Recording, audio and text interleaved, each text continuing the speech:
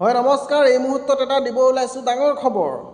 অংগনবাদী স্কুললৈ সৰু সৰু ল'ৰা ছোৱালীবোৰ যদি কোনোবা স্কুললৈ নাযায় তেতিয়াহ'লে সেই ল'ৰা ছোৱালীসকলক পুলিচে লৈ যাব আৰু পুলিচে লৈ নি পিটন দিব আৰু জেলত ভৰাই থৈ দিব।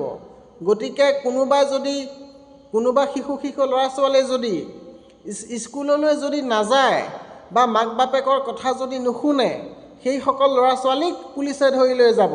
গতিকে আজিয়েই আপুনি সাৱধান হৈ যাওক, আজিয়ে আপুনি সাৱধান হ'ব লাগিব। সদায় ল'ৰা ছোৱালী স্কুললৈ নিব লাগিব আৰু সদায় ল'ৰা ছোৱালী যাব লাগিব, ভালকৈ পঢ়িব লাগিব, অংগনবাদীত গৈ কণী খাব লাগিব, সকলোখিনি কৰিব লাগিব। যদি তোমালোকে এইখিনি নকৰা আৰু তোমালোকে যদি ক খ গ ঘ নপঢ়া তোমালোকক পুলিচে ধৰি লৈ যাব। গতিকে তোমালোকে আজিৰ পৰা সদায় স্কুল যাবানে? যাব লাগিব সদায় গতিকে আজিৰ পৰা সদায় স্কুল যাবা, নগ'লে পুলিচে ধৰি লৈ যাব। কিন্তু পুলিচ আহি আছে, সাৱধান কৰি দিছোঁ।